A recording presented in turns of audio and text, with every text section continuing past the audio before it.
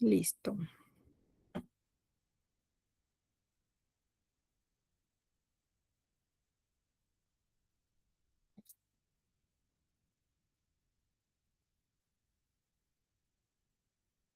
Ok, valoración gerontológica y geriátrica. Bueno, recordemos que parecen sinónimos gerontología y geriatría, sin embargo, no lo son. ¿Alguien recuerda las características de cada una?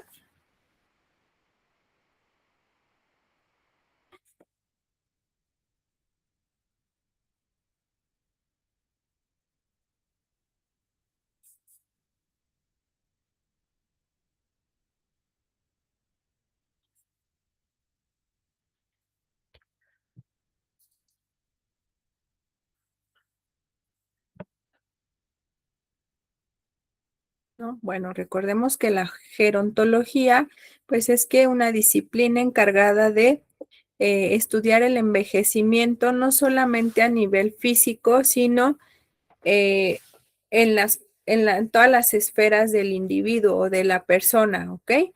Y la geriatría, pues es una especialidad médica que se encarga de qué, de diagnosticar y brindar tratamiento a las enfermedades relacionadas con el envejecimiento, ¿ok?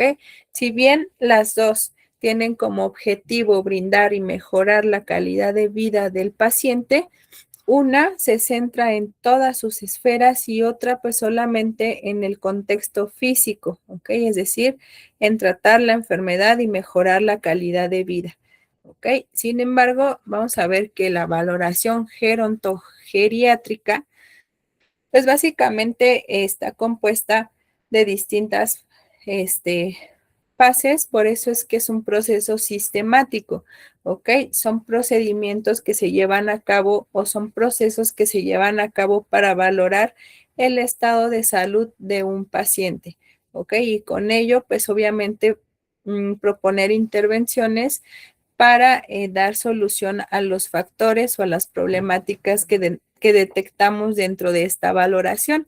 ¿Ok? Es un proceso sistemático, sí, porque cumple varias etapas, es integral. ¿Por qué? Porque abarca todas las esferas del paciente, no solamente la esfera física, sino vamos a ver que vamos a hablar también de la esfera psicológica y de la esfera social, ¿ok? Entonces, básicamente los objetivos, como les decía, es detectar factores de riesgo, detectar síndromes geriátricos o factores relacionados con estas esferas que condicionen al paciente a poder desarrollar alguna enfermedad, eh, que el paciente de alguna forma pierda su autonomía, pierda la independencia y de alguna forma lo condicione pues a uno o a comorbilidades o desafortunadamente se ha condicionado a la muerte. ¿Ok? Entonces, básicamente, recordemos que en el proceso del envejecimiento, pues a nivel fisiológico, pues todo disminuye. ¿Ok? Sin embargo, con esto y nosotros a través de la valoración gerontológica y geriátrica, pues determinamos factores que puedan condicionarme, por ejemplo, a mayor fragilidad en el paciente. ¿Ok? Entonces, básicamente vamos a evaluar todos estos aspectos dentro de un paciente con la finalidad de que de diseñar intervenciones que den solución o brinden solución y mejora a esos problemas. ¿Ok? Permítanme tantito, déjenme aceptar a uno de sus compañeros.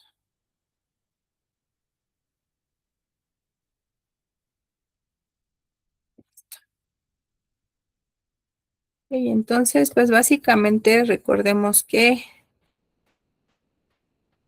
pues vamos a valorar al paciente en todas sus esferas, ¿ok? No solamente la esfera física o la esfera fisiológica, sino vean, evaluamos la esfera física o la esfera clínica. ¿Para qué? Para evaluar principalmente diagnosticar alguna enfermedad,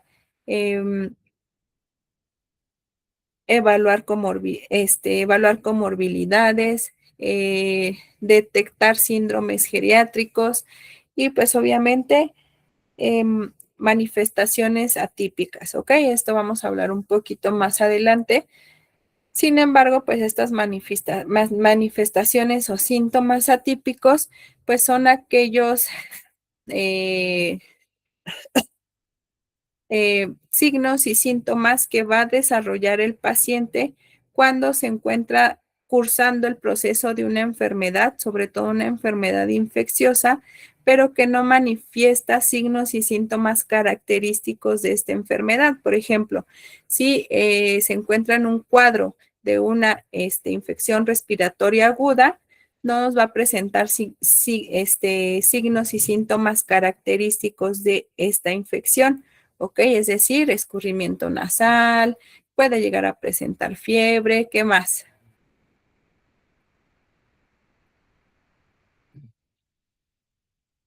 Malestar general, tos, ¿ok? Es decir, este paciente adulto mayor no presenta estos síntomas característicos, sino que pueden llegar a manifestarse como con un paciente somnoliento, confundido, aislado, que no quiere comer, y pues desafortunadamente que puede llegar a presentar una caída o es un riesgo de caídas, ¿ok? Entonces, pues básicamente tú, o como cuidador primario, como familiar, eh, si no, si no se te informa de estas manifestaciones o síntomas atípicos, pues obviamente lo puedes llegar a confundir con otra cosa. Una vez que sí o sí hay que indicarle al cuidador o al familiar que si el paciente presenta alguno de estos síntomas o manifestaciones clínicas, sí o sí acudir inmediatamente a una valoración médica. ¿Ok? Y estos son los síntomas atípicos. Vamos a evaluar la escala funcional. Si bien ya hablamos un poquito en las clases anteriores de la funcionalidad de un paciente, pues sí, básicamente la esfera funcional nos determina la capacidad que tiene ese paciente para realizar sus actividades por sí solo. Es decir, que sea todavía independiente para realizar no solamente actividades básicas de la vida diaria, sino actividades instrumentales, ¿ok? Que determinamos a través de varios índices y también escalas, ¿ok? Hablando de actividades básicas de la vida diaria, índice de Katz, índice de Bartel, actividades instrumentales, escala de Lowton y Brody, ¿ok? Dentro de esta esfera funcional también vamos a valorar o a evaluar la movilidad, ¿ok? Después pasamos a la esfera cognitiva y afectiva, es decir, vamos a valorar la cognición en un paciente, pero también vamos a hacer una valoración eh, afectiva o dentro del ramo psicológico, ¿ok? ¿Para qué? Pues principalmente para detectar inicios de deterioro cognitivo e inclusive detectar cuadros de depresión, ¿ok? Esfera social, pues básicamente la esfera social es dentro de o todo el entorno donde se desenvuelve el paciente, desde lo físico o el aspecto físico, por ejemplo, las condiciones de la vivienda en la que se encuentra, hasta las redes de apoyo que tiene, ¿ok? Es decir, familiar, vecinal, de amigos, de grupos sociales, etcétera, ¿ok? Y es de eso, o estos son los componentes de una valoración geriátrica, ¿ok? No solamente, como les dije, físicos o fisiológicos, sino también en las demás esferas del paciente, ¿vale?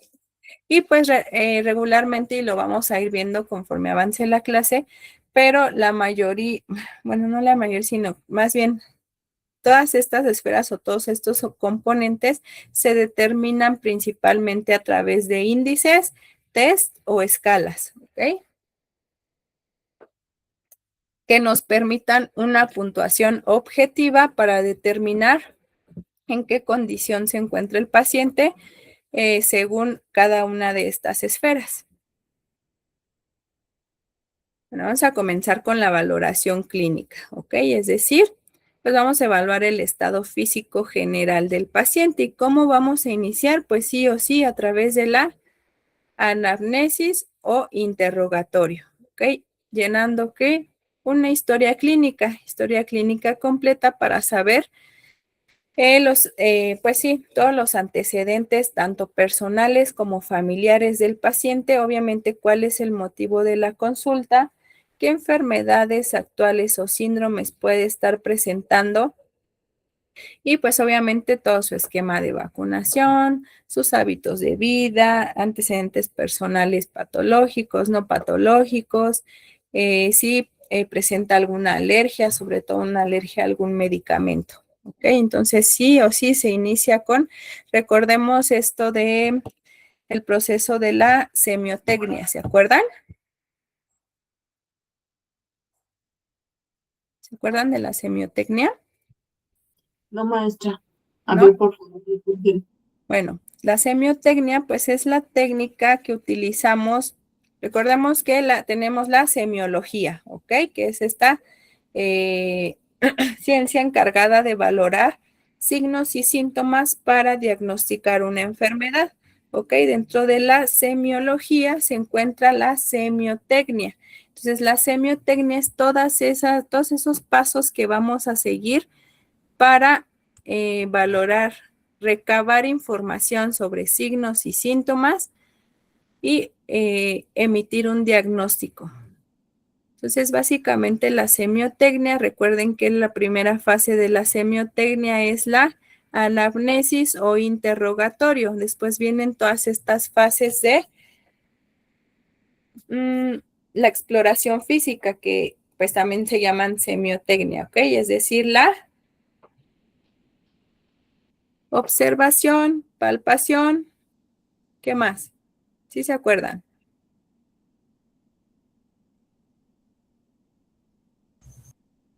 Pues la valoración. La Percusión, percusión. exactamente, auscultación, percusión, ¿ok? Isa, por favor.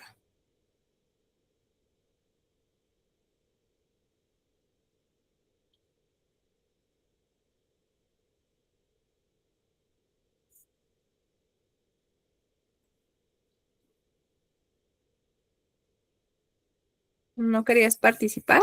¿No levantaste tu manita?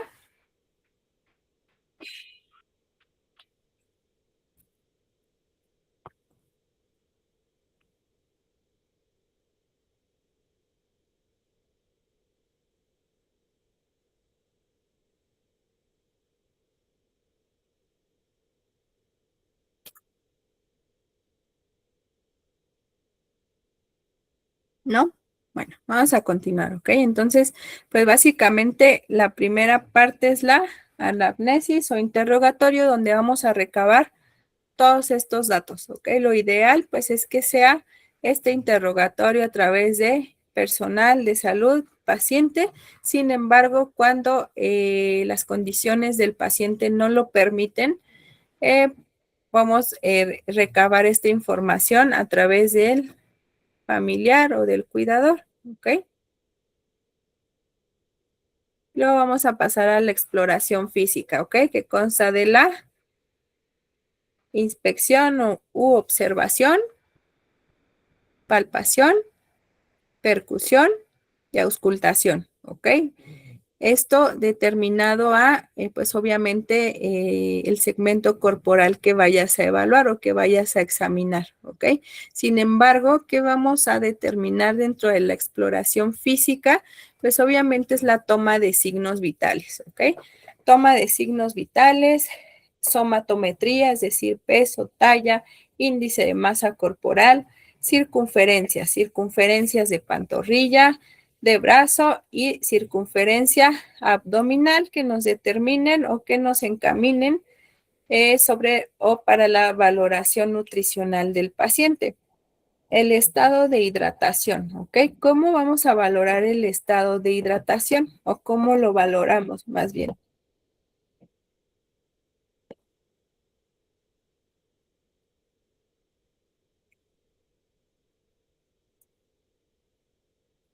La valoración es a través de los signos vitales principalmente. La hidratación, Rosy. La hidratación es pues checar las conjuntivas, la lengua que esté húmeda, el signo del lienzo cuando se queda pegado y también el, las facies se ven así como terrosas, como deshidratadas, como falta de humectación. También el retorno de la piel, maestra.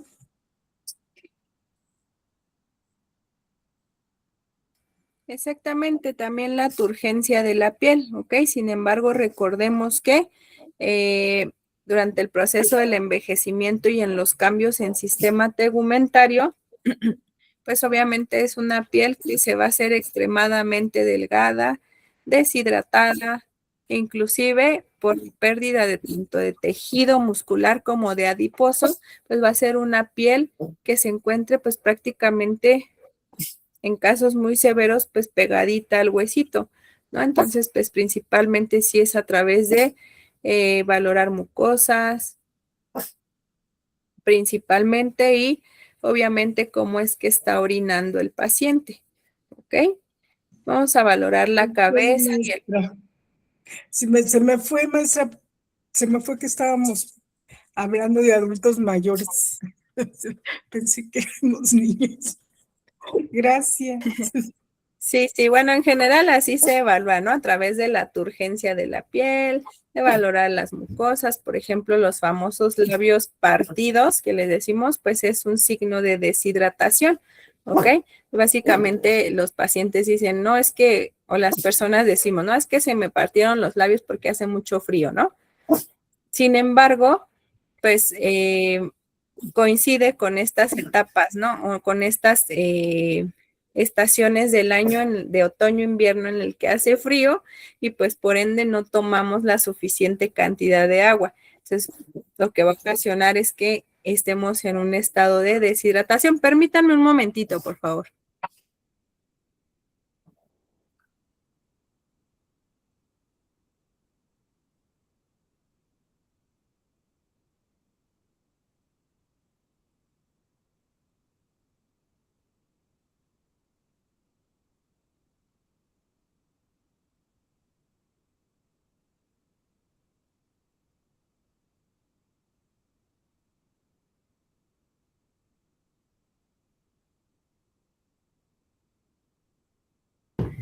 Ya, discúlpenme. Perdón, Rosy, querías participar. Sí, maestra, la deshidratación también va unido, bueno, en los adultos mayores, el sodio bajo, la hiponatremia. Entonces, casi, bueno, en la deshidratación se une al bajo sodio y luego los pacientes presentan deterioro de la cognición y mareos y se sienten muy, muy mal. Le digo porque yo tengo a mi papá y cuando se le baja el sodio ya sé que no toma agua y hay que estar al pendiente de él. Sí, claro, también dietas con baja ingesta de sodio, ¿no? Condicionan a este estado de hiponatremia. ¿Ok? Pero sí, efectivamente, o sea, aquí pues hablando de la exploración física, es decir, a través de lo que estamos observando, palpando, auscultando, etcétera, vamos a determinar ciertos signos y síntomas que nos enfoquen a un posible diagnóstico y pues obviamente aquí también entra el apartado de la valoración de los estudios bioquímicos, ¿no? Que ya es cuando realmente determinamos pues a ciencia cierta qué es lo que está pasando a nivel interno dentro de nuestro cuerpo, ¿no? En este caso dentro del cuerpo del paciente. ¿Vale? Pero aquí es como a tal, qué es lo que estamos explorando a nivel físico, ¿ok? Cabeza, cuello, pues principalmente ¿para qué? Para determinar que no existan contusiones, hematomas principalmente, y a nivel del cuello, ¿qué podemos evaluar?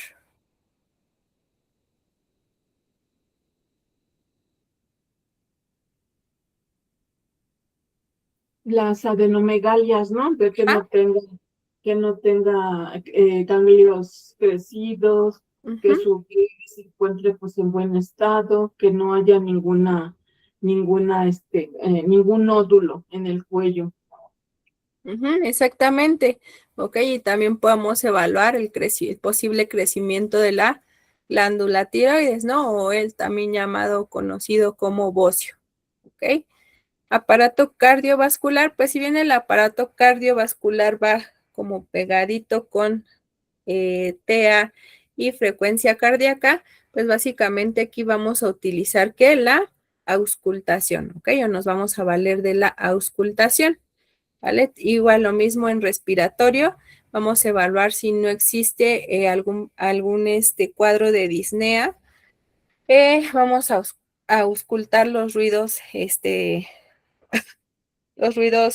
pulmonares, los campos pulmonares, perdón, y vamos a determinar si el paciente, no sé, en ese momento presenta un cuadro de tos y a qué se debe, ¿ok? Aparato digestivo, que vamos a evaluar, pues uno, la posible pérdida de piezas dentales, algún problema de disfagia o respecto a las alteraciones de la motilidad intestinal o peristaltismo, pues podemos evaluar que exista ¿qué? Estreñimiento o diarrea, ¿ok? Músculo esquelético, pues vamos a determinar o vamos a valorar primero el nivel de sarcopenia, ¿ok? ¿A través de qué? Pues sí podemos valernos a través de las circunferencias de pantorrilla y de brazo. Sin embargo, pues obviamente eso es algo que podemos observar a simple vista, ¿ok? Vamos a valorar la sarcopenia, vamos a valorar también las articulaciones, ¿ok? Es decir, vamos a valorar la movilidad del paciente. Tenemos que realizar un examen detallado de los pies con el fin de valorar. ¿Qué valoran en el examen detallado de los pies?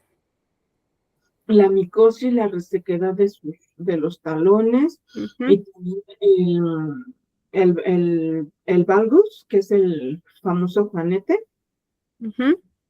También la deformidad de las uñas y de los dedos, porque muchas veces los tienen cruzados y eso también interfiere mucho en su deambulación. Exactamente, gracias, Rosy. Pues sí, efectivamente, es decir, inclusive podemos hasta evaluar pues el correcto estado de higiene del paciente, ¿no? O tal vez si presenta algún edema en miembros inferiores, o en el caso de los pacientes que viven con diabetes, pues también debemos determinar que no exista alguna lesión que pueda ocasionar lo que pueda llegar a complicarse cursando el paciente con algún pie diabético, ¿ok?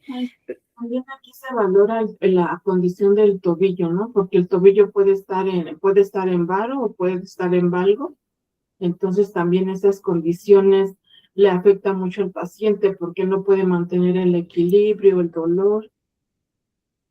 Exactamente, es decir, vamos a determinar todas estas alteraciones físicas a nivel musculoesquelético que nos condicionen a una menor movilidad ocasionada por el dolor o inclusive alguna alteración en el movimiento, como dice Rosy, en el equilibrio o en la marcha, ¿ok? Vamos a evaluar la agudeza visual y auditiva y obviamente las manifestaciones atípicas, ¿ok? Estas de las que ya hablamos, manifestaciones o síntomas atípicos que no son propios de la enfermedad por la que está cursando el paciente, ¿ok? ¿Dudas hasta aquí? No, maestra. ¿No? Bueno, grandes rasgos, así es como debemos de valorar esta esfera física o esta esfera clínica dentro del paciente, es decir, vamos a realizar la anamnesis y una exploración física completa, ¿ok? Con el fin de determinar ciertas manifestaciones que nos puedan encaminar a un posible diagnóstico. Ahí. La valoración funcional, pues obviamente, bueno, de esta ya hablamos un poquito y pues, ¿qué nos va a determinar? Pues que el paciente, vamos a conocer la condición en la que se encuentra el paciente según las actividades de la vida diaria, ¿ok? Actividades básicas, hay actividades instrumentales que nos permitan determinar si el paciente aún es independiente o si ya vive con algún grado de dependencia.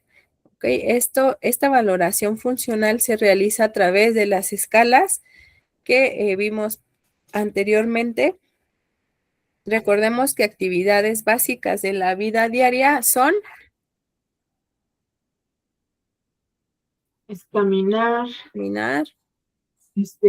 moverse para cocinar, ir al baño, bañarse, cepillarse, comer, prepararse sus alimentos. Bueno, cocinar ya es como, ya pertenece a las instrumentales. Sin embargo, comer sí pertenece a las básicas. También aquí dentro de las básicas está el subir escaleras, ¿ok? Entonces, básicamente estas actividades las vamos a valorar la realización de estas actividades a través de índice de Bartel o índice de Katz. ¿Sí se acuerdan de ellos? Es decir, Bartel. Recuerdan que puntuaba 100 puntos y pues básicamente nos indicaba si podía realizar estas actividades o no las podía realizar. Según, un mayor puntaje, nos indica mayor grado de independencia, ¿ok? Y pues por ende un menor puntaje nos indica mayor grado de dependencia del paciente para realizar estas actividades. Respecto a las actividades instrumentales de la vida diaria, que sí, como tal, ya son un poquito más complejas, viene en estas se encuentran que, pues ahora sí, es decir, el hecho de poder administrar mi dinero, ir de compras, cocinar, ¿ok? Poder utilizar adecuadamente el teléfono, poder utilizar un transporte público, por ejemplo, ¿ok? Es decir, son actividades un poquito más complejas que determinan un mayor estado de independencia del paciente. Y estas actividades se valoraban a través de la escala de Lowton y Brody, ¿ok? Recuerdan que dentro de la esfera funcional del paciente, pues también encontramos la movilidad, ¿ok? Es decir, la movilidad, vamos a valorar la movilidad del paciente, cómo es su movilidad y de que de alguna forma una menor movilidad nos condicione un mayor riesgo de caídas, ¿ok? Esto se determina a través de dos escalas principalmente, una que se llama TUC o Time Up and Go, es decir, pues literalmente se inicia la escala cuando el paciente está sentado o el paciente permanece sentado, entonces le vamos a indicar que se levante, camine. Estas escalas respecto a la marcha siempre se hacen en una distancia mínima de 3 metros, ¿ok? Entonces le vamos a pedir al paciente que se levante de la silla, que camine hasta, no sé, una distancia que nosotros consideremos o que realmente tengamos ubicada como 3 metros, no sé, se va a levantar, va a caminar de aquí a la pared azul, da la vuelta, regresa y se vuelve a sentar, ¿ok? Le vamos a pedir al paciente que realice eso y una vez que inicie, está el sentado y una vez que inicie con que dé pie al seguimiento de estas instrucciones, se activa el cronómetro y pues obviamente se cronometra el tiempo en el que realiza todo este recorrido, es decir, que se levanta, camina 3 metros, da media vuelta, regresa y se vuelve a sentar y en ese momento se para el cronómetro, ¿ok? La interpretación como es menos de 10 segundos, si lo realiza en menos de 10 segundos, está dentro en una movilidad normal, ¿ok? Si lo realiza de 10 a 19 segundos, tiene una movilidad adecuada. De 20 a 29 segundos, la movilidad es limitada y mayor o igual a 30 segundos, tiene una dependencia importante y alto riesgo de caídas, ¿ok? Quiere decir que, bueno, lo vamos a ver en la otra escala que es un poquito más completa. Sin embargo, pues aquí vamos a estar valorando no solamente a través del cronómetro, sino a través de la observación del paciente, ¿ok? Por ejemplo, si el paciente requiere ayuda o apoyo, no sé si me ocurre. Dentro de la normalidad, pues obviamente yo me levanto, camino, media vuelta, regreso, me siento, ¿ok? Pero ¿qué pasa a lo mejor si el paciente requiere un apoyo, no sé, para levantarse, decir apoyo mismo de la silla o un dispositivo de apoyo para la marcha, hablando de un bastón o una andadera para levantarse y sus pasos son cortitos, entonces va, da este medio giro y de repente como que se tambalea o vemos que se tambalea, regresa, lento, vuelve a utilizar su dispositivo de apoyo para la marcha, se siente, ¿ok? Esto nos condiciona que, pues obviamente a mayor tiempo en realizar toda esta prueba, ¿ok? O este trayecto. Entonces, obviamente aquí vamos viendo a través de la observación, no solamente interpretando el tiempo que obviamente el paciente va a estar condicionado a un mayor riesgo de caídas. ¿Okay? Esta prueba se llama TUC. Y después tenemos la escala de Tinetti. ¿Ok? ¿Sí la conocen?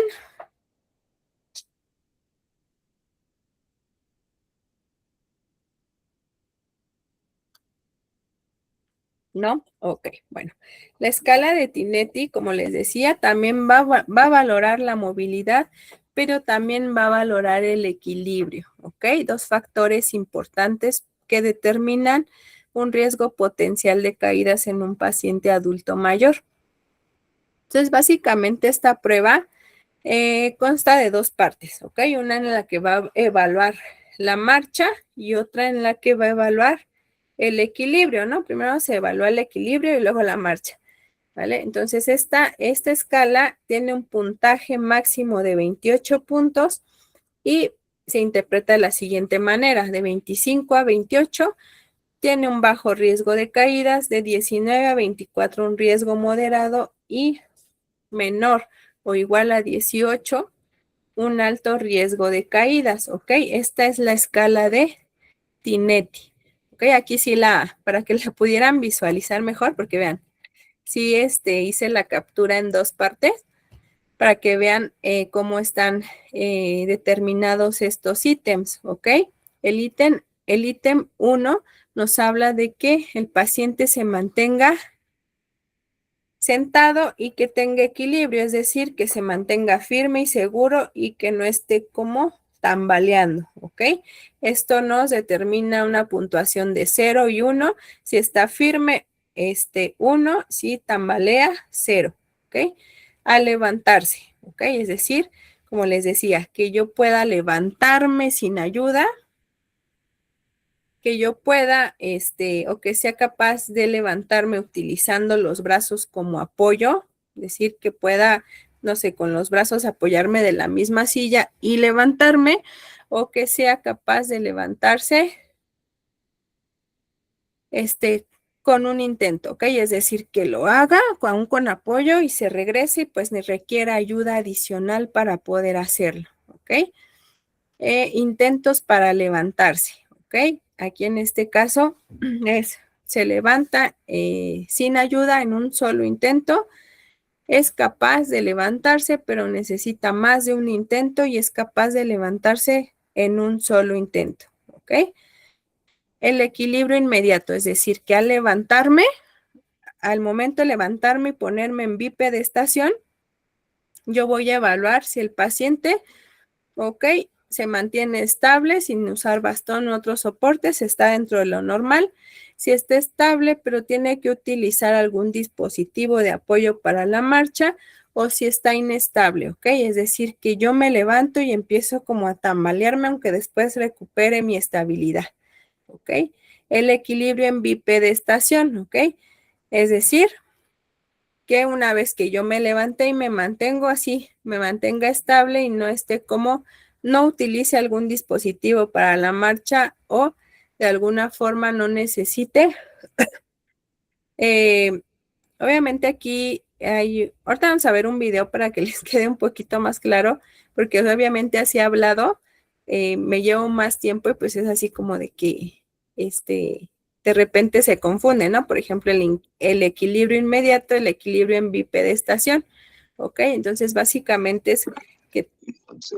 Ay. No, porque ¿cómo la vas a poner? Entonces, ¿Cómo la vas a poner? después vamos a evaluar el empujón, o el ítem que sigue es el ítem 6 es el empujón, ¿ok? Es decir, que una vez que el paciente se encuentra en bipedestación, el evaluador le va a dar 3 empujoncitos a esta altura del esternón, ¿ok? Es decir, va a hacer esto, esto y esto, y lo ideal es que el paciente se mantenga firme, o sea que de alguna forma existe un movimiento por el empujoncito, pero que él regrese a la firmeza. Otro es que se tambalea y de alguna forma recobra esa estabilidad sujetándose de algo, y la otra es que obviamente pues se va a caer. ¿Okay?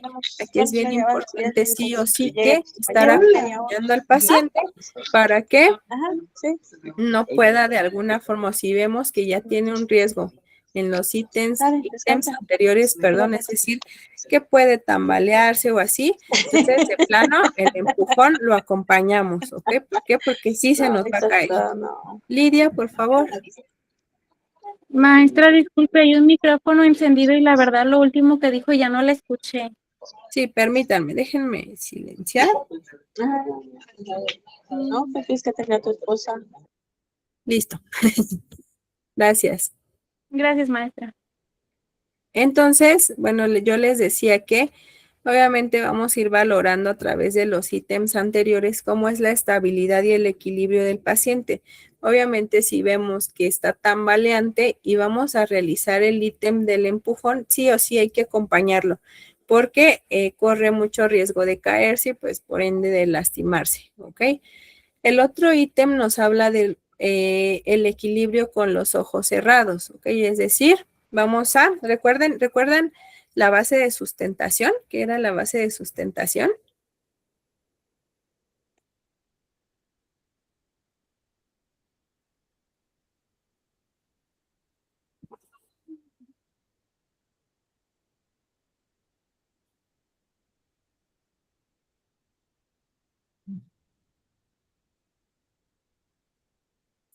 Bueno, pues la base de sustentación, chicos, es ese punto que hay, si ustedes quieren, imaginario y punto de apoyo que hay entre un pie y otro pie, lineal, ¿ok? Es decir, la forma en que yo me paro o la forma en que yo amplío o reduzco esta base de sustentación que me va a permitir que, pues de alguna forma, tener mayor estabilidad, mayor equilibrio, ¿ok? Esa es la base de sustentación. Entonces, en este ítem específicamente que nos habla de los ojos cerrados, se le pide al paciente que reduzca la base de sustentación y que cierre los ojos. Si ese paciente inmediatamente que cierra los ojos tambalea, pues obviamente lo vamos a puntuar en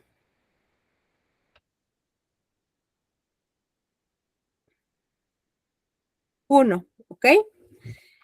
Obviamente, y no sé si ustedes lo han hecho, es decir, que evalúen de esa forma el equilibrio y que obviamente se pongan en bipedestación, cierren los ojos y se mantengan como soldaditos. ¿Qué pasa? Empieza uno a oscilar. Exactamente. ¿Por qué? Porque recuerden que para tener un buen estado de equilibrio se requieren de órganos sensoriales, hablando de la vista, por ejemplo, y el oído, ¿ok? Entonces, básicamente estamos bloqueando un órgano sensorial y esto pues va a desestabilizar este sistema que nos brinda el equilibrio. Por eso es que inmediatamente empezamos a tambalearnos, ¿vale? Después le vamos a pedir al paciente que dé un giro de 360 grados y vamos a visualizar. Es decir, si lo hace con pasos discontinuos y detenidos, es decir, que va 1, 1, 1, 1, 1, 1 girando, lento, lento, lento, lento, lento. Si lo hace lento pero con pasos continuos, o si lo hace de alguna forma en un solo movimiento suave sin mayor problema. ¿Ok? Y después le vamos a pedir que se siente de nuevo. ¿A qué le suena esta escala?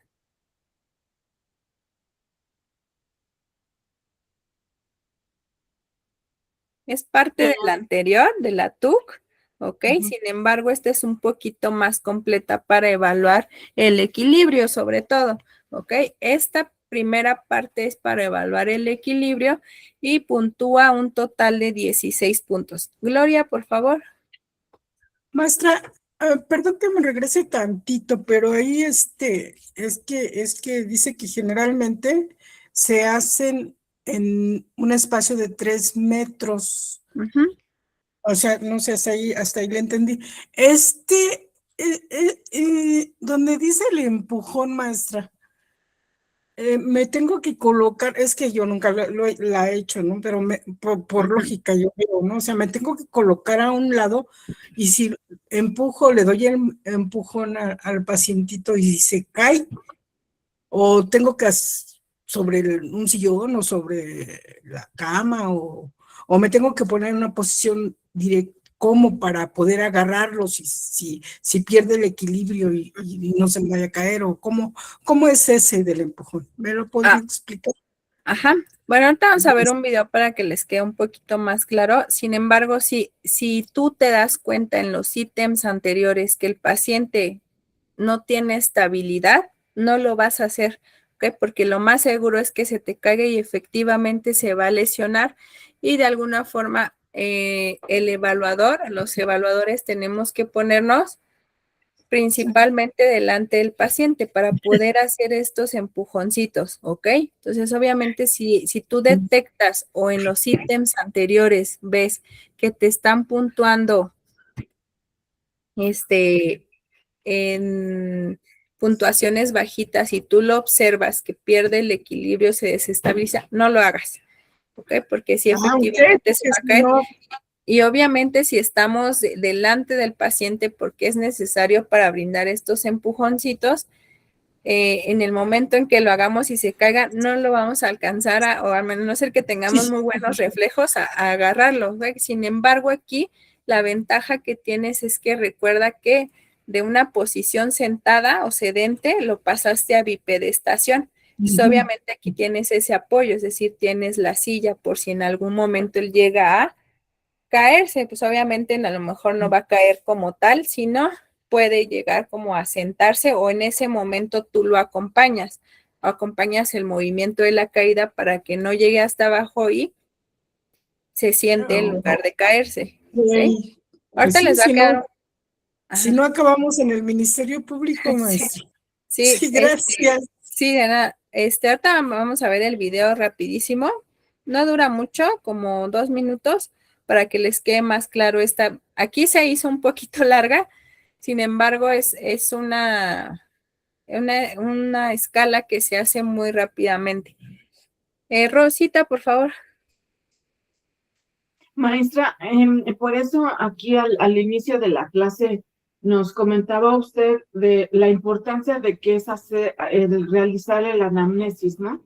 Realizar esta valoración para poder saber cuáles son las escalas que uno le va a realizar al paciente, porque si el paciente es diabético, es hipertenso, no escucha, tiene hipoacusia, etcétera. Entonces también esto nos va a servir para saber qué tipo de escalas son las que le vamos a realizar, porque también el horario influye, ¿no? Que el paciente haya desayunado, que esté en buenas condiciones para poder realizar estas valoraciones, porque si el paciente es diabético, maneja hipoglicemias, porque luego, como decía usted anteriormente, este tipo de pacientes, como no comen bien, entran en una etapa en una sarcopenia, porque ahí estamos valorando, pues que el paciente, sus condiciones de alimentación no son las adecuadas. Entonces también es importante ver esa parte, ¿no? Como lo dijo usted desde un principio, la importancia de lo que es la guía de anamnesis, pero con la valoración de enfermería, los campos pulmonares, la auscultación y todo, y de acuerdo a eso, pues vamos a ver cuáles son las escalas que podría realizar el paciente, porque si vemos a un paciente que depende mucho del familiar, que no se mueve, etcétera, pues entonces ahí se hacen otro tipo de escalas, ¿no? Para poder valorar pues un poquito más profundo. Eso es lo que yo le entendí porque yo me estaba preguntando, pero si el paciente del equilibrio, y se lo comento por mi papá, porque mi papá tiene 90 años. Entonces toda esa parte pues sí la tomo en cuenta porque si desayuna, si no desayuna, pues si no desayuna sabe que no vamos a salir a caminar. Él es muy independiente, pero cuando lo llevo a un cerrito, pues ahora sí la verdad, él quiere ir al cerro, quiere ir a caminar. Entonces yo lo que le hago primero, desayunaste bien, a ver tú con qué señal, porque si yo estoy ahí pegada de él, me dijo, no, es que tú ya me estás haciendo tonto y etcétera, ¿no? Entonces así como le digo, bueno, si quieres que lo lleve a caminar al cerro, usted tiene que desayunar bien, tomarse su azúcar y todo. Entonces ya cuando voy a pasar por él, ya me dijo, tengo esto, tengo tanto de presión, tanto de azúcar, etcétera. Tome agua, porque, y de esa forma, pues ya me lo puedo llevar al cerrito porque sé que no va a haber ningún problema, porque ya se me ha mareado y se me ha desmayado porque no había desayunado y no se había tomado el azúcar. Entonces, sí es un poquito así como ver esos detalles, por eso se lo comentaba, maestro. Sí, exactamente. Es decir, a lo mejor si desde el inicio tú ves que tu paciente pues ya no tiene movilidad, ya es dependiente, exactamente, tú vas a ir determinando de qué forma vas a realizar tus intervenciones. Ok, esto a lo mejor lo podrías valorar, no sé, por ejemplo, en el caso de Rosy que nos está comentando el caso de su papi, pues a lo mejor podrías valorarlo en un paciente que todavía es independiente, pero que pues por ahí, no sé, el familiar te dijo que de repente se marea, que todo esto, entonces vas a determinar estas escalas para ver sobre todo el equilibrio y el movimiento, ¿ok? Sin embargo, pues sí, efectivamente, sí. Esto lo estamos viendo, chicos, ¿por qué? Porque es un todo, ¿ok? Es decir, de qué forma yo voy a valorar a mi paciente adulto mayor. Sin embargo, efectivamente, según el criterio profesional, vas a decidir qué escalas sí, qué escalas no utilizas o cuáles necesitas en ese momento, según las condiciones del paciente. ¿Ok? Sin embargo, sí, ahorita vemos un video cortito para que les quede más claro. ¿Ok? Regresando a esta escala de TINETIP, pues tiene un segundo componente que es la marcha, ¿ok? Es decir, cómo inicia la marcha. Sí, de alguna forma la inicia sin mayor problema, o si lo tiene que planear, eso se llama,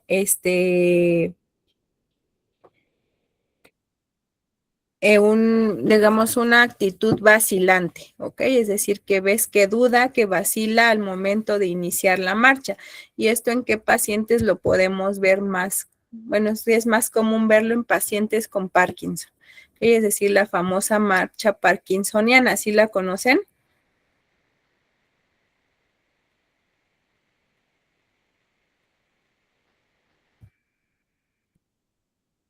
Bueno, ahorita vamos a ver rápido un video.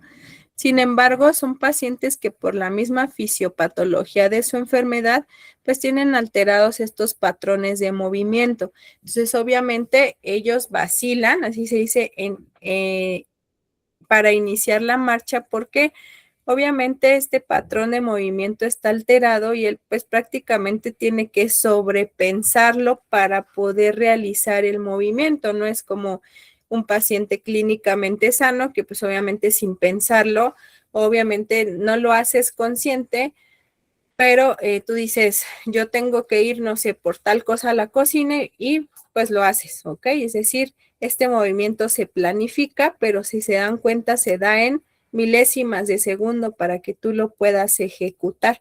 Sin embargo, en estos pacientes, este patrón de movimiento está alterado y pues obviamente les cuesta mucho iniciar la marcha. Es una marcha bien característica, ahorita la van a observar, es decir, son pasos cortitos y arrastrados y aunados al famoso signo de cuentamonedas, y son pacientes que desafortunadamente pues no pueden detener la marcha, ¿ok? Es decir, nosotros tenemos que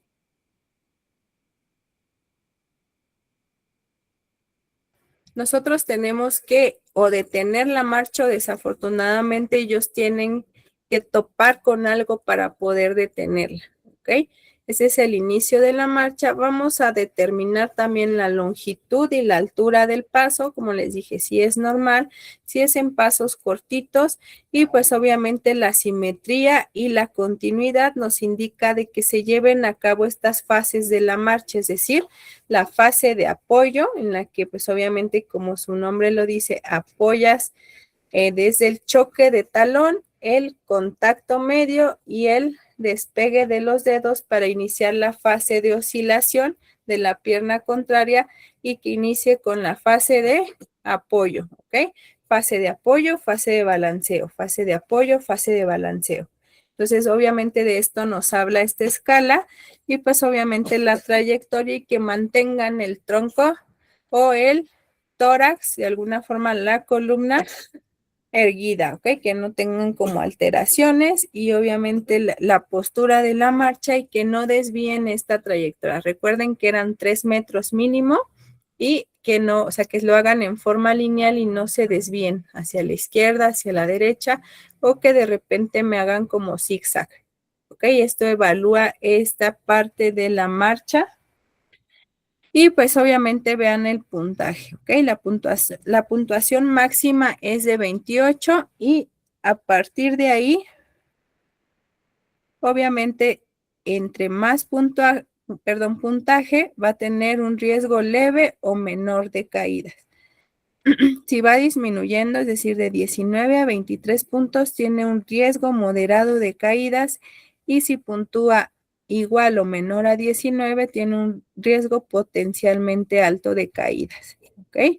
Entonces, básicamente de esto nos habla esta escala. Voy a ponerles rapidísimo los videos para que puedan observarlos. Es decir, observen la ejecución de esta escala y también uno de marcha parkinsoniana.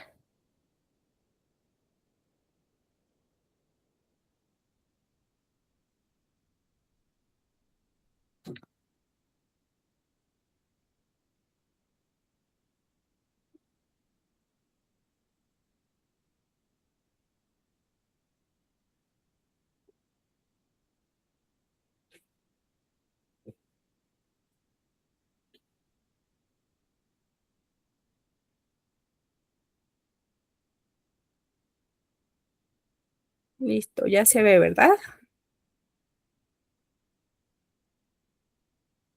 Sí, maestra. Ok, vamos a hacerlo en grandecito.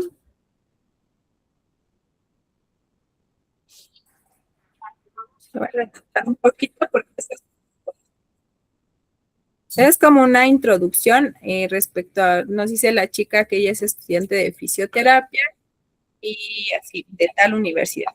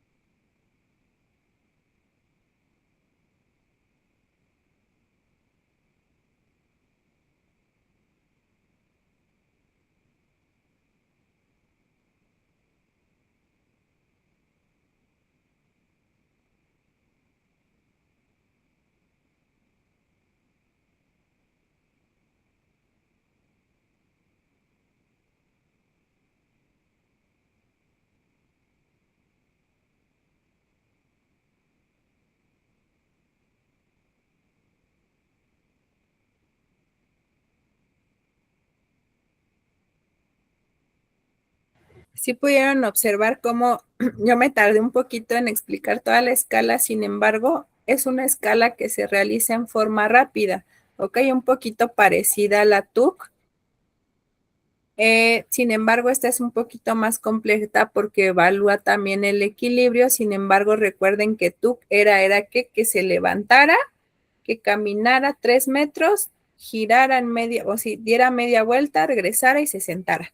Ok, aquí es un poquito más completa porque evalúa toda la cuestión del equilibrio. Ok, voy a ponerles rápido para que evalúen la marcha, bueno, la marcha parkinsoniana, es decir, cómo es la cadencia de los pasos, pasos cortitos, de alguna forma lentos. Y pues obviamente les digo que no pueden, vean cómo es que inicia el movimiento y pues obviamente no lo puede detener, ¿ok? Es un video muy, muy rápido, pero que sí podemos evaluar muchas cosas. Miren. Vean cómo vacila al iniciar el movimiento.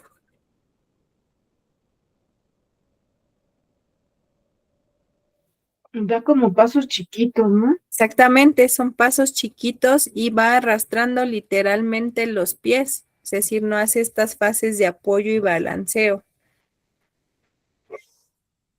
Y vean el famoso signo de cuentamonedas. Aquí obviamente ya es una alteración o ya es un Parkinson en sus etapas más avanzadas. Al inicio no se ve tan marcado, pero pero sí, así es la marcha parkinsoniana. ¿Sí la habían visto o no? Yo no, maestra. Ujú. Entonces, así es como se evalúa, como pudieran de alguna forma detectar dentro de esta escala, el hecho de que inicie la marcha normalmente o de que vacile al iniciarla. Esto se ve frecuentemente en estos pacientes con Parkinson.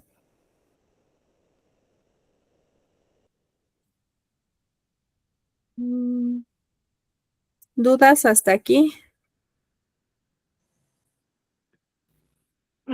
Estuvo mejor con los videos, maestra. Con los videos, Ajá. ¿verdad? Ya quedó un poquito más claro, es decir, no es de que yo hable y hable y hable y les diga esto es así y así, sino les dije es una escala muy rápida, para mí es más completa que la TUC, porque te evalúa ambas cosas, tanto movilidad, bueno, te evalúa movilidad, marcha y equilibrio, y pues TUC nada más te evalúa movilidad y marcha. ¿Ok? Entonces, para mí es más completa para evaluar esa parte de la funcionalidad en el adulto mayor. ¿Ok? Entonces recuerden que, bueno, ya vimos valoración clínica, que es a través de la anamnesis y la exploración física completa. Valoración funcional, que implica valorar actividades básicas e instrumentales de la vida diaria, valorar movimiento, marcha y equilibrio. ¿Ok? Esa es funcionalidad.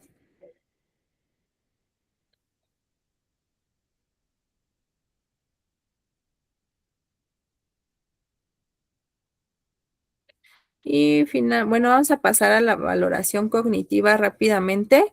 Y pues obviamente aquí esta valoración cognitiva nos va a permitir detectar indicios de deterioro cognitivo. Cuando ya existe un deterioro cognitivo, ver en qué punto se encuentra, detectar alteraciones de la memoria o desorientación. ¿Ok? Básicamente esto es con 2 escalas.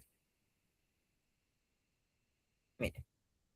Una se llama Mini Mental State Examination de Fallstein y pues obviamente nos va a evaluar estos 6 puntos, ¿ok? Es decir, nos va a evaluar la orientación temporal y espacial, la memoria inmediata y la retención, atención, lenguaje, cálculo y comprensión, ¿vale? Esta escala puntúa o tiene un puntaje máximo de 30 puntos y pues obviamente mientras más puntos se acumulen, es que el paciente se encuentra en un estado cognitivo normal, ¿ok? De ahí va disminuyendo del 21 al 26 deterioro leve, del 10 al 20 deterioro moderado y menos de 10 pues ya es un deterioro cognitivo severo, ¿ok? Esta escala tiene pues una desventaja, ¿ok? Y es que pues desafortunadamente se aplica, es un poquito compleja, ahorita la vamos a ver, sin embargo pues no evalúa o no valora la escolaridad del paciente, ¿ok? Ahorita lo vamos a ver para que lo entiendan un poquito mejor. Es este. Ok, es el mini test de Folstein. Ok, vean, evalúa orientación, memoria inmediata, atención y cálculo, recuerdo diferido o también memoria a largo plazo, lenguaje y construcción, ¿vale? Orientación en tiempo y espacio, es decir, pues obviamente le vamos a preguntar al paciente la fecha del día de hoy, es decir, que nos diga el día, el mes o en qué año estamos, simplemente, ¿ok? Vamos a preguntar dónde estamos, ¿ok? Es decir, a lo mejor le podemos preguntar dónde estamos respecto a dónde vives o dónde estamos dentro del, pues el espacio donde estemos realizando esta prueba, ¿ok? Eso es orientación. Y pues vean que puntúa en máximo 5 puntos, ¿ok? Memoria inmediata, pues obviamente le vamos a mencionar 3 nombres, que aquí nos indica cuáles, perdón, 3 nombres de objetos y el paciente los tiene que repetir, ¿ok? Esto es un punto por cada acierto, ¿eh? Entonces nos dice que le digamos, menciona, o le vamos a mencionar el nombre de los objetos, mesa, llave, libro y que él pueda repetirlos, ¿ok? Entonces ahora sí, ¿qué objetos te mencioné? La mesa, llave y libro, ¿no? O que no pueda mencionarlos, pues esto va a depender de cuáles nombres mencionó y cuáles no, o si realizó los 3. ¿Ok? Atención y cálculo, la verdad es que esto se me hace un poquito complejo, pero dice restar de 7 en 7 a partir del 100, ¿ok? 5 veces consecutivas o simplemente deletrear la palabra mundo al revés, ¿vale? Esto puntúa 5. Recuerdo diferido, obviamente, para valorar la memoria inmediata y a largo plazo, tenemos que distraer al cerebro de esas palabras que está sobrepensando, ¿ok? Por eso es que intermedio hacemos la atención y el cálculo, y entonces ahora sí le pedimos al paciente que vuelva a mencionar los nombres de los objetos que le dijimos anteriormente, ¿ok? Esa es la memoria a largo plazo, también llamada recuerdo diferido. Y finalmente, lenguaje y construcción, ¿ok? Es decir, vamos a mostrar imágenes de un lápiz y un reloj y él tiene que identificarlas, es decir, ¿qué es esto? ¿Qué es esto? ¿Ok? Repetir la frase ni si es, ni no es, ni peros, ¿ok? Que pueda realizarla de alguna forma correctamente o repetirla correctamente. Obviamente no se la vamos a mencionar así de, tiene que repetir la frase, ni si es, ni no es, ni peros, ¿no? O sea, le vamos a decir, tiene que repetir la frase, ni si es, ni no es, ni peros, ¿ok? ¿Para qué? Para que veamos la forma en que integra la información y puede replicarla, ¿vale? Realizar correctamente las siguientes 3 órdenes. Tome este papel con la mano derecha, dóblelo por la mitad y póngalo en el suelo. Eso puntúa 3 puntos. Leer y ejecutar la frase. Es decir, vamos a colocar la frase en un papel y vamos a decir, léala y ejecute la acción. Entonces dice, cierre los ojos y él lo tiene que realizar. ¿Ok? Escribe una frase con sujeto y predicado. Y copia este dibujo, es decir, este. Como les dije, este test tiene una desventaja y es que no mide la escolaridad del paciente. Sí puede variar, sí, porque ¿qué pasa si yo aplico este test de Folstein en un paciente que ha vivido toda su vida en comunidad rural y que desafortunadamente nunca pudo asistir a la escuela. Obviamente me va a puntuar menos, ¿ok? ¿Por qué? Porque a lo mejor pues no aprendió a leer, a lo mejor sí sabe contar, pero pues matemáticas muy básicas, por ejemplo, ¿no? O, por ejemplo, eso de escribir una frase con sujeto y predicado, pues obviamente no me lo va a realizar y a lo mejor por pena te dice, pues es que no puedo, pero no te dice realmente el por qué. Entonces esto ya nos da falsos positivos respecto al deterioro cognitivo. Ok, esta es la desventaja. Ese sí es más completo. Esto es más completo, este es más completo, sin embargo, sí tiene ese sesgo de error respecto a pacientes con nivel educativo bajo. ¿Ok? Pero tenemos otro que es un poquito más cortito, más simple. Sin embargo, este test de Pfeiffer, pues sí nos determina el grado de escolaridad del paciente, ¿ok? Si es básica o ninguna, si es educación media o si es educación superior. Y realmente son 10 ítems o 10 preguntas y pues básicamente te dice si lo dijo o no lo dijo, ¿ok? Es decir, le vas a preguntar, ¿qué fecha es hoy? ¿No? Te debe de mencionar el día, el mes y el año. Si lo realizó, ok, pues aquí pones que sí lo realizó, ¿ok? ¿Qué día de la semana es hoy? ¿Cuál es el nombre de este lugar en el que estamos? ¿Cuál es su número de teléfono? ¿Cuál es su dirección? En este caso aquí, si no tiene teléfono, ¿ok? ¿Qué edad tiene? ¿En qué fecha nació? ¿O cuál es su fecha de nacimiento? ¿Cuál es el precio? Bueno, aquí obviamente este es de Chile, pero bueno, aquí le vamos a preguntar, ¿cuál es el presidente de México actualmente? ¿Cuál fue el presidente anterior? ¿Cuál es el apellido de su madre? Y a 20 réstele 3 y continúe restando 3 a cada resultado hasta el final. ¿Ok? Es decir, es un poquito más simple ese tipo de matemáticas para el cálculo, para valorar el cálculo. ¿Ok? Y pues la ventaja es que sí te determina el grado de escolaridad y pues realmente vean. Vamos a determinar la puntuación según el grado de escolaridad, es decir, pues obviamente si es un paciente que únicamente tuvo la escolaridad básica o desafortunadamente no asistió a la escuela, pues se le permiten más fallos, ¿ok? Es decir, más posibilidades de que no te responda. De 0 a 3 fallos no tiene deterioro cognitivo, de 4 a 5 deterioro leve, de 6 a 8 deterioro cognitivo moderado y de 9 a 10 un deterioro cognitivo severo. ¿Ok? Sin embargo, si es un paciente que ya cuenta con estudios tanto a nivel medio como superior, pues vean, se le permiten menos fallos, ¿ok? Es decir, solamente uno, de 0 a 1 para determinar que está en que no tiene deterioro cognitivo, de 2 a 3 para determinar deterioro leve, de 4 a 6 para determinar deterioro moderado y de 7 a 10 para determinar deterioro cognitivo grave, ¿ok? Este es un poquito más simple, sin embargo, la ventaja es que sí te determina el grado de escolaridad, ¿ok? Y pues obviamente no tendría sesgo de error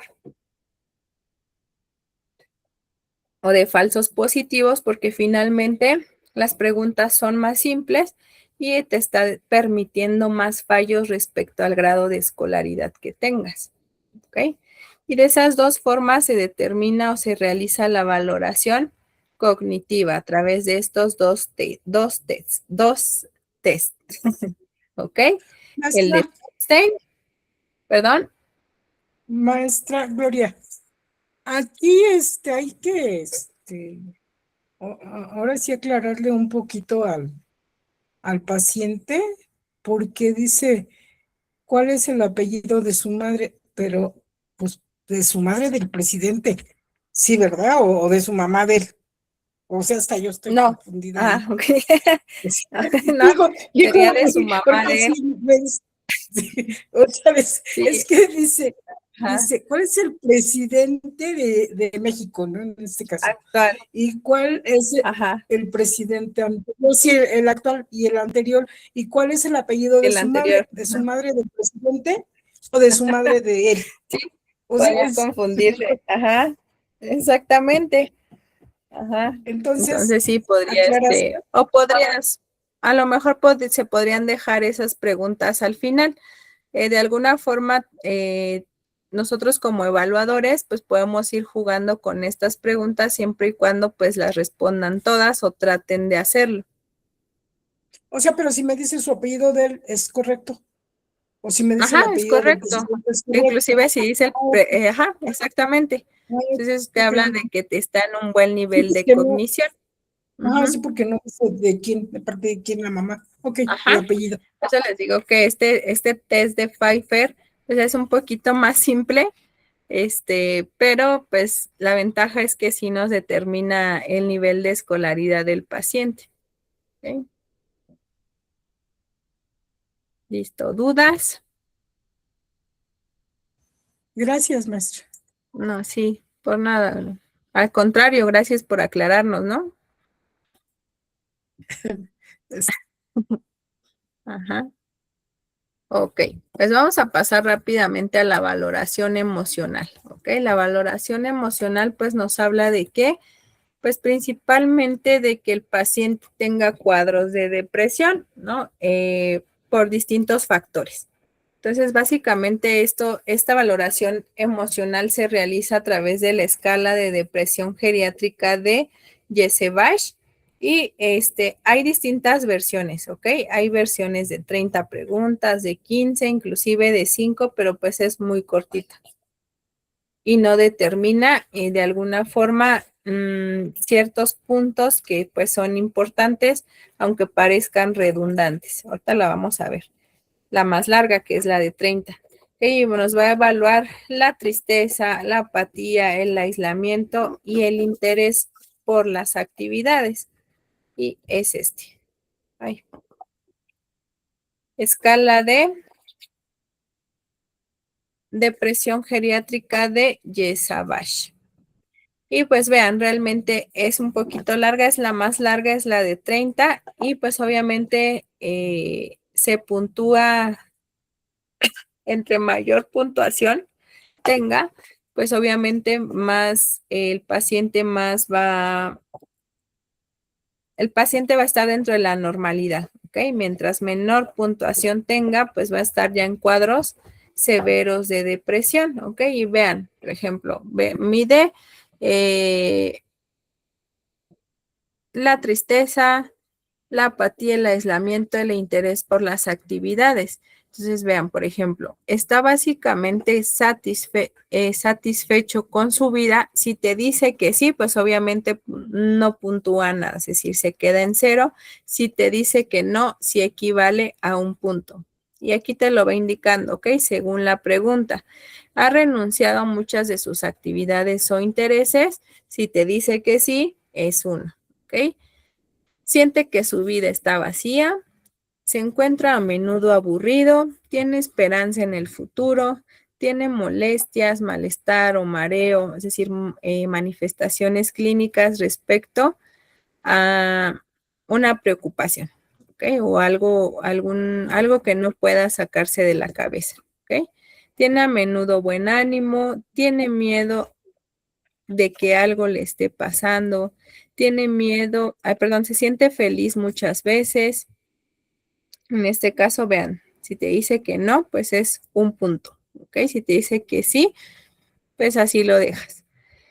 Se siente a menudo abandonado, a menudo está intranquilo o inquieto, prefiere quedarse en casa que salir y hacer cosas nuevas. Frecuentemente está preocupado por él futuro, encuentra que tiene más problemas de memoria que la mayoría de la gente, piensa que es maravilloso vivir, se siente a menudo desanimado y melancólico, se siente bastante inútil en el medio en el que está muy preocupado por el pasado, encuentra la vida muy estimulante, Es difícil para usted poner en marcha nuevos proyectos, se siente lleno de alegría, siente que su situación, perdón, es desesperada, cree que mucha gente está mejor que usted, frecuentemente está preocupado por pequeñas cosas, frecuentemente siente ganas de llorar, tiene problemas para concentrarse, se siente mejor por la mañana al levantarse, prefiere evitar reuniones sociales, es fácil para usted tomar decisiones y finalmente su mente es tan clara como lo acostumbra a estar. Es decir, si se dan cuenta, todas estas preguntas, pues obviamente evalúan que todo el entorno socioemocional del paciente. José, por favor. Disculpe, maestra, y por ejemplo, estos tests que hemos estado viendo, ¿a partir de qué edad se pueden aplicar o ese no tiene así como que una edad específica para poderlos aplicar? Porque, bueno, yo veo este último test, que está muy completo, este, y pues ya ve que luego los viejitos entre más edad tienen, muchas veces ya no, responden ¿cómo se dice?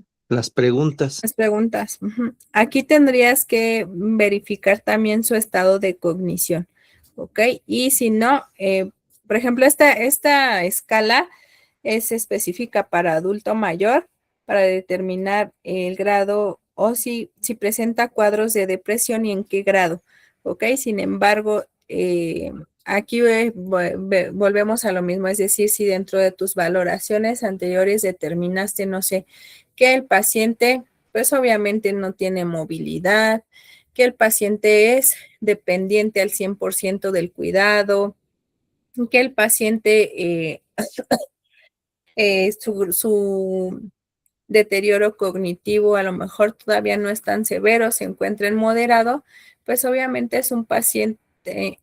Podrías aplicar la escala no directamente al paciente, sino directamente al familiar o al cuidador y eliminando ciertos ítems, ¿ok? Por ejemplo, eso de que si tiene planes a futuro y todo esto, los quita simplemente el hecho de, pues de alguna forma, cómo lo visualiza el cuidador, ¿ok? Sin embargo, y desafortunadamente, pues son pacientes que se encuentran en un estado total de fragilidad y muchos de ellos desafortunadamente ya únicamente están esperando la muerte.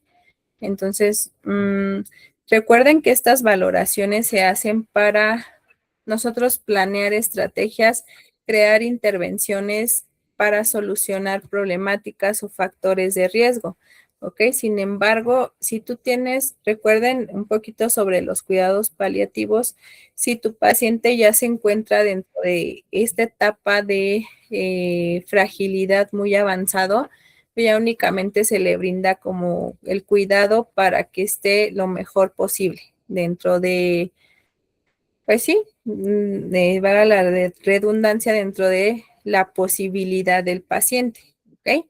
Entonces, pues obviamente esto lo vas a determinar, no sé, por ejemplo, si tienes un paciente que todavía es independiente, no sé, al 50% y que de alguna forma has determinado factores de riesgo como el hecho de que ha dejado de comer, de que ha perdido peso, no sé, de que a lo mejor tuvo una o dos caídas y pues se fracturó una muñeca, por ejemplo, o un dedo, es decir, algo mínimo. Entonces determinas a lo mejor esta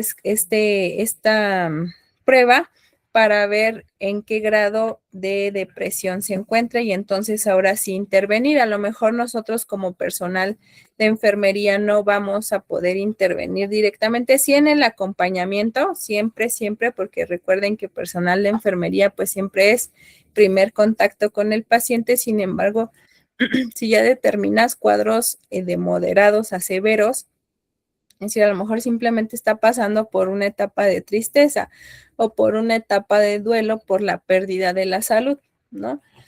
Pero si ya determinas que se encuentra en estados de depresión moderado o severo, sí hay que hacer una interconsulta con psicología primero y pues psicología ya determina si requiere medicación para la depresión, pues ya lo canaliza directamente a psiquiatría, ¿no? Pero nuestro deber pues es identificar a lo mejor esto y poder hacer una interconsulta con con el profesional de la salud que corresponda. Okay, en este caso recuerden que la valoración era un proceso sistemático, integral y multidisciplinario. ¿Ok? Entonces, sí, efectivamente no tiene como una edad. Si es en pacientes adultos mayores, es seguro, pero ya tú lo vas a determinar según tu criterio profesional a qué pacientes lo realizas o a qué pacientes, pues de plano, aunque quieras, ya no se puede. ¿Ok? Ok, gracias, maestra. Sí, por nada. ¿Alguna otra duda?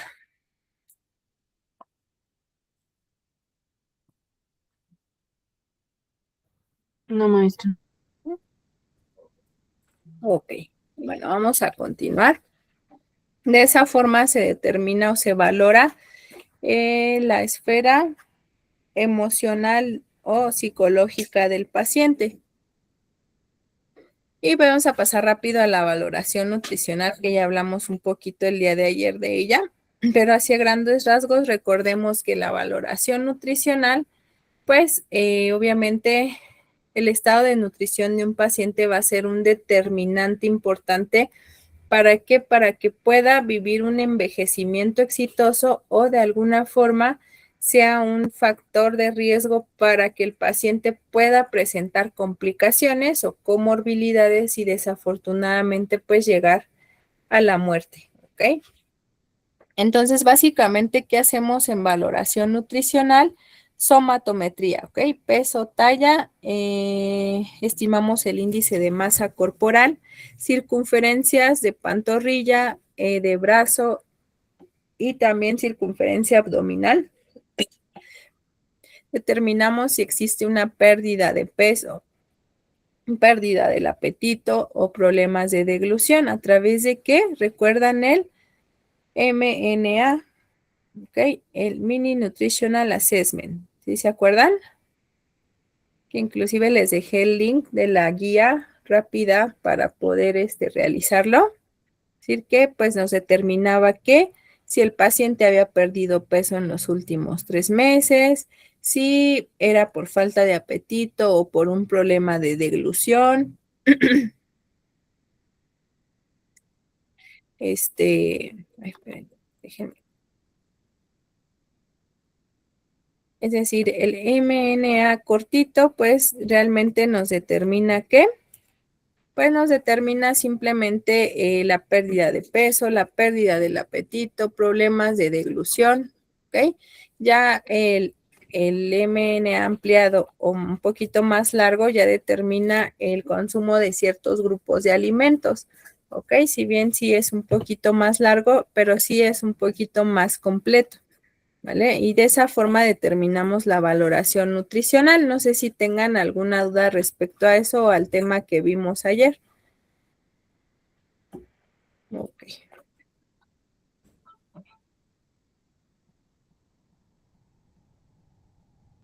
Listo. No, maestra, todo bien. ¿Todo bien? Ok. Vamos a pasar rápidamente a la valoración social. Ok. Recuerden que esto es importante y cuenta dentro de una esfera del paciente adulto mayor. ¿Por qué? Es decir, el hecho de que en qué contexto estoy viviendo, no solamente a nivel físico o a nivel estructura de mi vivienda, los servicios con los que cuento, sino pues también la situación económica que tengo en el momento y obviamente las redes de apoyo que se encuentran a mi alrededor.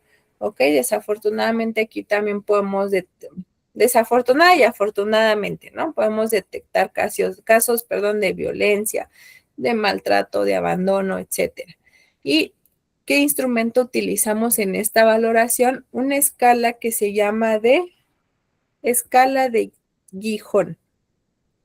Ok, y es esta, ok, escala de Gijón, pues prácticamente evalúa 5 parámetros dentro de, pues este entorno social del paciente, como les decía, no solamente las condiciones de la vivienda, sino la situación económica y las redes de apoyo con las que cuenta el paciente. ¿Ok? Cada uno de estos rubros puntúa del 1 al 5 y pues obviamente a mayor puntuación, aquí en este caso es a mayor puntuación hay más riesgo social del paciente, ¿ok? Lo que conlleve a qué, pues o lo que determine factores de riesgo importantes, pues a lo mejor para condiciones de enfermedades infecciosas, por ejemplo, de disminución del peso, estados de desnutrición, etcétera, ¿ok? De depresión, por ejemplo. Y entonces, tenemos la puntuación de la situación familiar, ¿ok? La situación familiar, pues, nos dice que vive con la familia sin dependencia física o psíquica, ¿ok? Es decir, que el paciente sí vive con su familia, pero es altamente independiente, puede valerse por sí mismo, no solo a nivel físico, sino también a nivel mental y emocional, ¿ok? La 2 que dice que vive con su cónyuge de similar edad. La 3 dice que vive con familia o con su cónyuge y presenta algún grado de dependencia, ¿ok?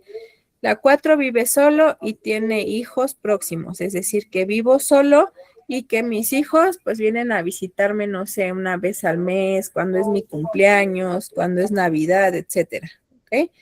Y la 5 es que vive solo y carece de hijos o sus hijos no lo visitan, es decir, que vive en condición de abandono.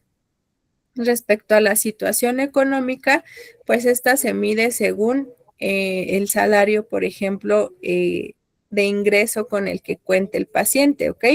Es decir, la puntuación 1 nos dice que más de 1.5 veces el salario mínimo. ¿Recuerdan cuál es el salario mínimo actual en México?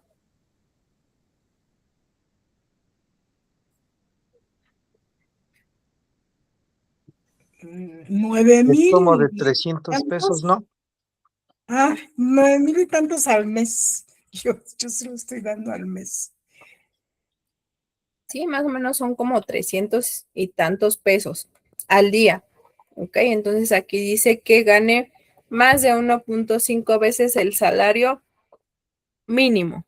¿Ok? Es decir, que esté ganando alrededor de casi 500 pesos al día, lo que nos condicione a alrededor de 15,000 pesos al mes. ¿Ok? Es decir, que está en una situación económica estable y en la que pues puede de alguna forma ser independiente por sí mismo a nivel económico, ¿ok? O en situación de la economía.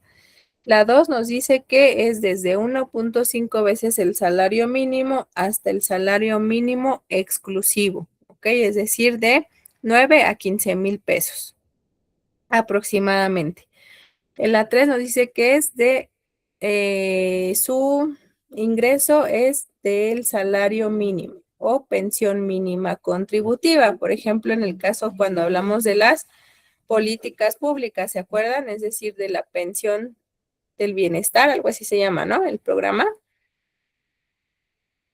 Esos pacientes que únicamente cuentan con este apoyo de la pensión del bienestar, pues se encontrarían en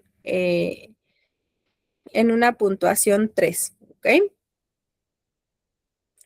La 4 nos habla que no tiene ningún tipo de pensión contributiva y desafortunadamente, bueno, que no tiene ningún ingreso económico y tampoco una pensión contributiva y pues desafortunadamente la 5 pues es que no cuentan con ningún tipo de ingreso, ¿ok? Es decir, a lo mejor son pacientes, perdone, que se encuentran, no sé, en estos asilos y que se encuentran en condición de abandono.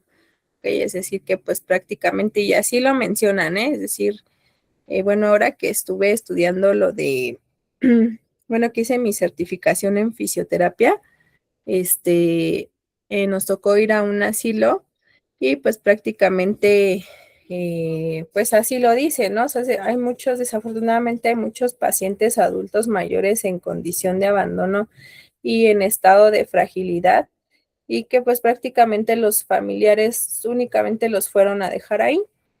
Los fueron a dejar ahí, pues ahí viven, ¿no? Y pues prácticamente las personas encargadas de estos asilos, pues dicen que por caridad los tienen ahí, ¿no? Sin embargo, pues de alguna forma vean, ¿alguien ha asistido a un asilo? Sí, yo maestra, Ujú.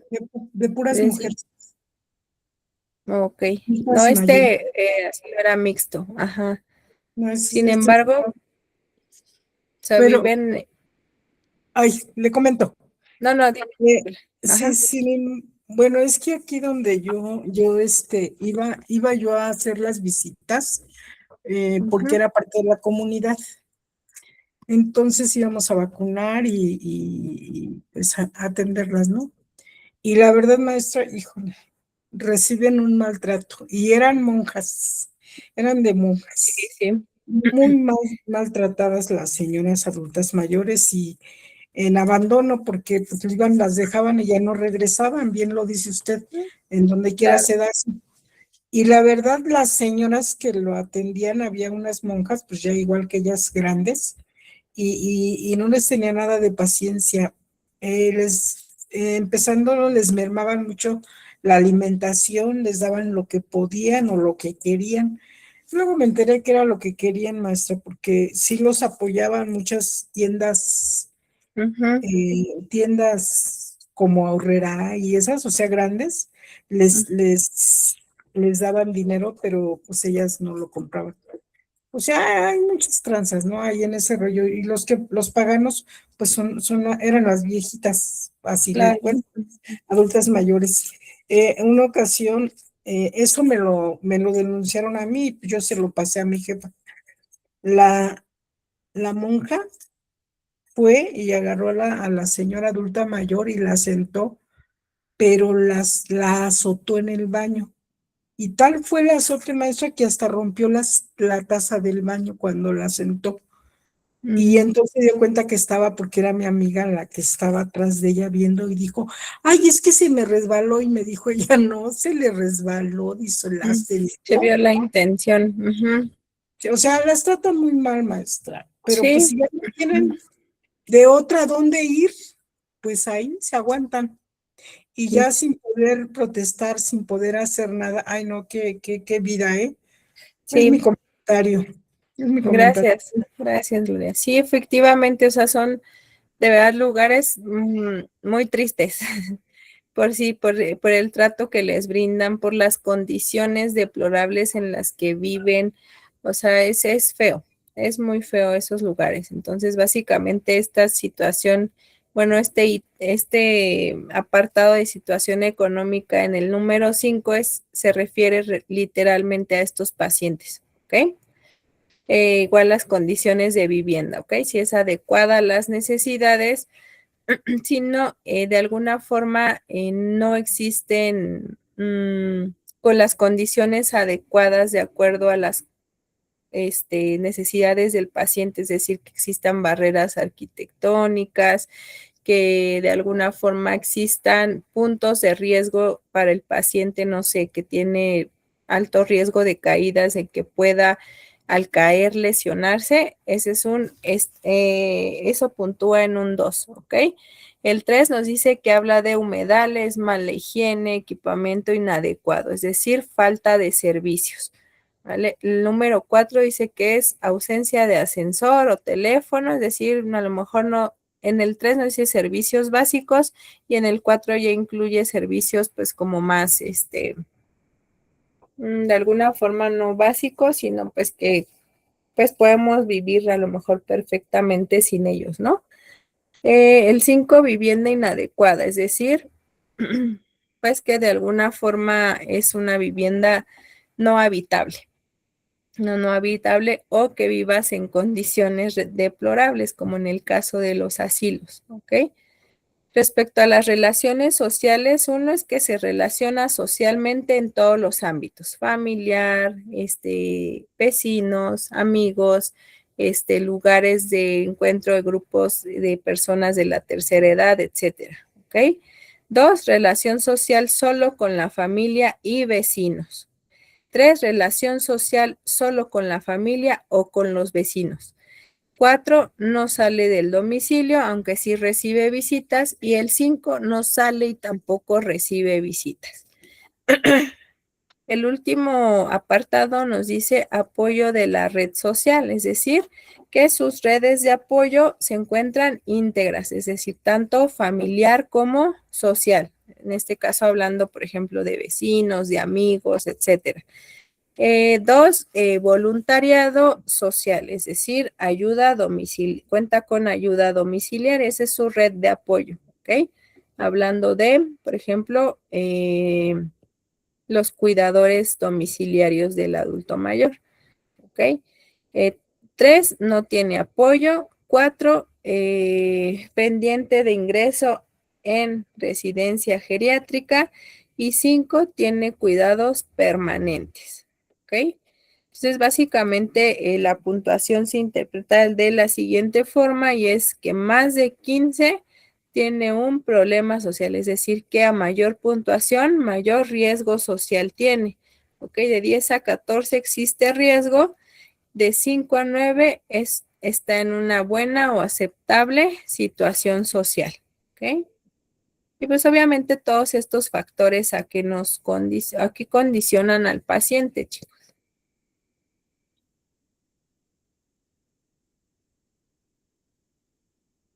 A que pudieran condicionarlo. Depresión, maestra. Y, Ujú. y dejarse morir.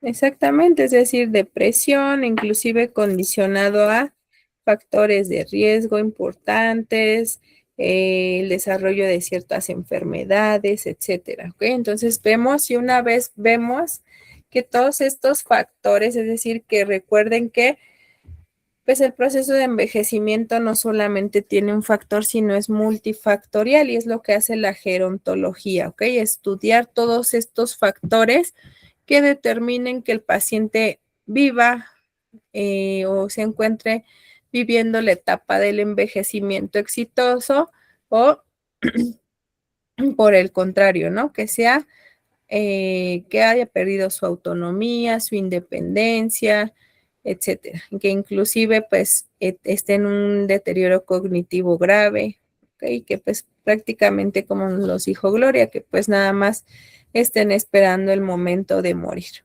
¿ok? Valoración farmacológica, sí es importante. ¿Por qué? Porque de alguna forma es un factor importante o el síndrome de polifarmacia nos conlleva a estar en un alto grado de de riesgo de caídas, ¿ok? Y pues sus posibles consecuencias.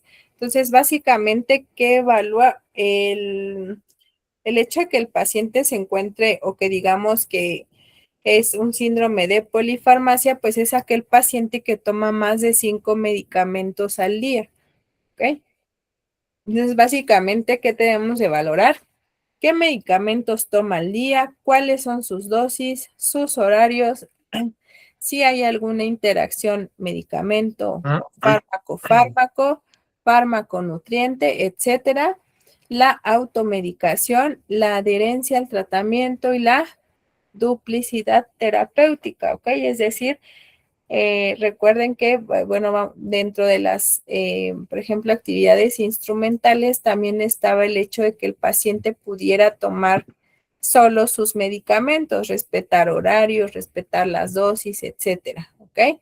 Entonces, básicamente, esto debemos de valorar un paciente para determinar riesgos potenciales. Y simplemente, bueno, dentro de su valoración del caso clínico, también viene como un aspecto bien importante que es la polifarmacia, Por eso es que lo dejé así muy abierto para que ustedes puedan trabajarlo según su criterio. Sin embargo, en ese paciente la polifarmacia le condiciona a muchos riesgos, no solamente físicos o fisiológicos, sino también, por ejemplo, lo condiciona a un alto riesgo de caídas. Gloria, por favor. Maestra, es que la verdad ya con los adultos mayores es bien difícil, maestra, Ujú. pues trabajar cuando ya tienen un hábito. Por ejemplo, yo tenía, en paz descanse, ya falleció un no era pacientito, era más bien un familiar, pero él tomaba como 15 medicamentos en un día, Medicamentos. pero o sea, sí, tenía que, pues, su horario y la dosis, ¿no?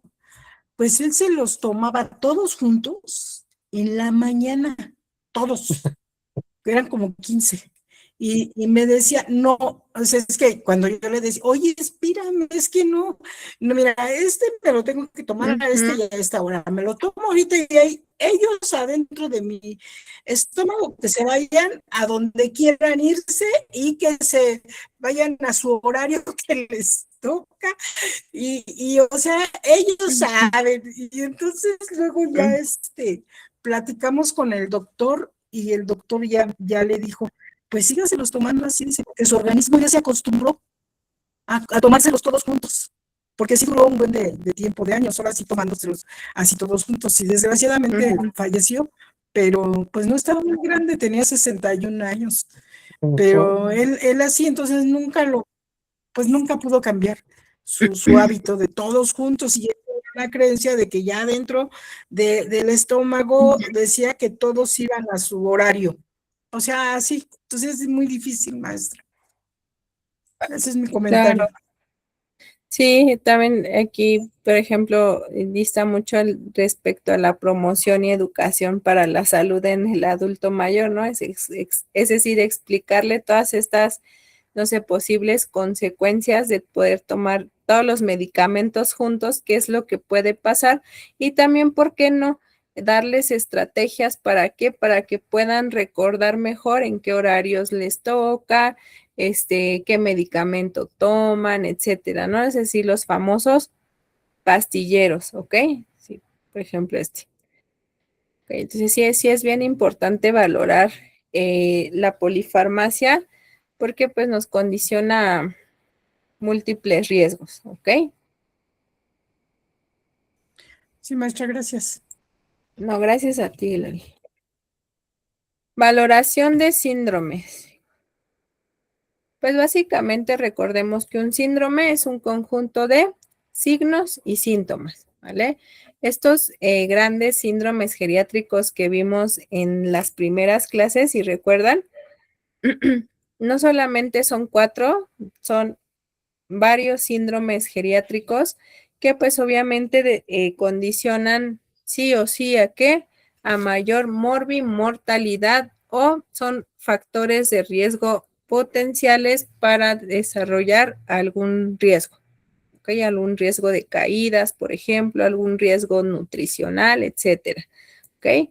Básicamente estos síndromes geriátricos, ahorita de los que vamos a hablar es de la fragilidad, el riesgo de úlceras por presión, la valoración del dolor y el riesgo de caídas. ¿Okay? Rosy, por favor. Maestra, de estos síndromes, ¿es lo que vamos a hacer el trabajo final? Ahí estoy un poquito confundida. De los síndromes que vamos a ver ahorita, ¿vamos a escoger uno para poder realizar el trabajo que nos había pedido? No, Ya. dentro del trabajo final ya viene un caso clínico y sí, efectivamente al realizar la valoración, ahorita ya vamos a terminar toda la valoración gerontogeriátrica. Sin embargo, ustedes tienen que realizar una valoración de ese paciente y determinar cuáles son los factores de riesgo y cómo van a intervenir en cómo van a hacer una intervención para resolverlos, ¿ok? O una posible intervención, pero de alguna forma el caso ya viene medio explícito, como les digo, lo dejé así para que ustedes según puedan como trabajarlo como ustedes quieran. Sin embargo, pues tú puedes a lo mejor determinar que tu paciente tiene síndrome de fragilidad y pues tiene también síndrome de riesgo de caídas, ¿no? A lo mejor por los medicamentos que está tomando, porque si recuerdan, tomaba medicamentos antidepresivos y también sedantes, ¿ok? También antihipertensivos, ¿ok? Entonces esos, al valorar esto, vemos que el paciente y ahorita lo vamos, bueno, si ya no nos da tiempo, lo dejamos para el día viernes rapidísimo, pero vean, por ejemplo, la valoración del riesgo por caídas en la escala de Doughton, pues sí nos determina qué medicamentos toma, mire, ¿ok? Es decir, los medicamentos, las alteraciones sensoriales, el estado mental, etcétera, ¿ok? Entonces, básicamente, con esta valoración tú vas a determinar, o no sé, a lo mejor determinas que el paciente, no sé, se me ocurre, está en un cuadro de depresión moderado, ¿no? O según la funcionalidad, pues obviamente es dependiente leve o moderado, ¿ok? Entonces, por eso dejé así el caso para que ustedes puedan, a través de esta valoración, desarrollarlo, pues sí, básicamente según su criterio y como ustedes lo determinen, ¿ok? Pero sí puedes exponer que tiene síndrome de fragilidad, por ejemplo, esto de, síndrome de riesgo de caídas, no sé. ¿Ok? Estas diapositivas todavía no las sube, ¿verdad, maestra? No, esas se las mando ahorita, de una vez. Gracias. De una vez se las mando porque ya no, en realidad ya nos falta muy poquito. Es decir, ya nada más valoramos estos síndromes de fragilidad, de úlceras por presión, cómo valoramos el dolor y la valoración del riesgo de caídas y hasta ahí termina. ¿Ok? Muchachito, tu hermano no llega. Pero Hermano no llega. pues, No. Pregúntale que si se va a pues ir. yo creo que eso ya lo dejamos para el rapidísimo, lo vemos el día viernes y pues iniciamos ahora sí, es decir, ahorita vamos a ver rapidísimo como qué es fragilidad y todo eso, sin embargo, ya como tal dentro de su temario, la unidad 2 ya abarca todos estos síndromes y bueno, enfermedades asociadas a la vejez, entonces ya los vamos a abordar un poquito más a fondo y eso lo iniciamos el día viernes. ¿Ok? Ok. ¿Dudas? No, maestra. ¿Todo bien? Ok, chicos, bueno, pues yo los veo, perdón, el día viernes y pues que tengan una bonita noche, que descansen. Igualmente, maestra. Que descansen Gracias, todos. maestra, igualmente, bonita noche. Igualmente, hasta luego a todos.